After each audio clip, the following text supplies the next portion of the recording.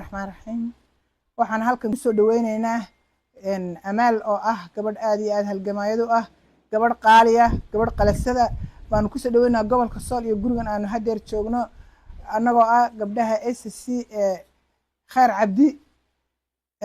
amaal waxaan salaan qiimo iyo qaayb badan kaaga wadnaa garaadka guud ee beesha Cabdi garaad Muqtaar garaad Cali Buraale salaantaas naga gudoon waxaanu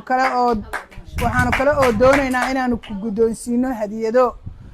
qaaliya. Assalaamu calaykum waraxmatullaahi wabarakaatu. waa salaamay gabdhahan qaaliga ah ee isugu yimid maanta meesha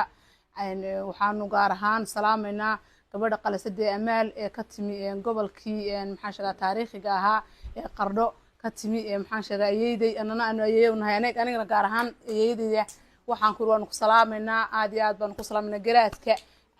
beesha Cabdi garaad maxaan sheegaa garaad Muqtaar garaad Cali ayaanu kaaga sidnaa salaan aad iyo aad u qiimo badan buu hawada ku soo marinayaa. Assalaamu calaykum waraxmatullaahi wabarakaatu. dhammaan waan salaamayaa gabdhaha sharafta leh meesha isugu yimid gabdhaha reer SSC quruxda badnaa gaar ahaan gabdhaha Khayr Cabdi aad iyo aad baan u salaamayaa. maanta waxaan soo dhaweynaynaa walaasheen amaal oo nooga timiday gobolka Qardho aad iyo aad baan u soo dhaweynaynaa gamca furan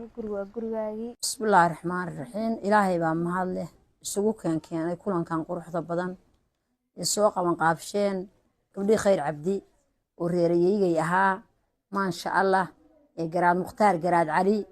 oo yiri ku maamuusa amaal garaad waa ka gudoomay garaadadeeda sharafta leh mid maqan mid jooga waa jeclahay xalana waxa uu gudoonsiiyay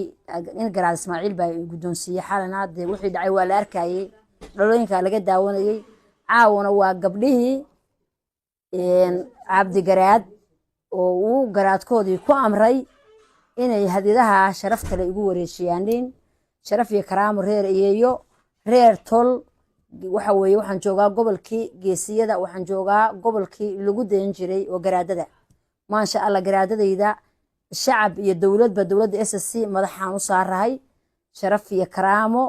inta in ka badan ba weydin ka maleynayay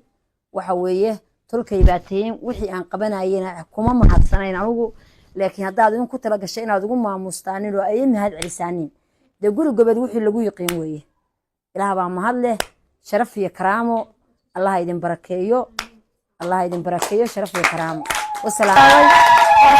garaad Ismaaciil garaad mideeye inkastoo noo bilaabo shacabka xalay saaray walaalo garaad mideeye inkastoo noo bilaabo garaadkayagii maasha Allah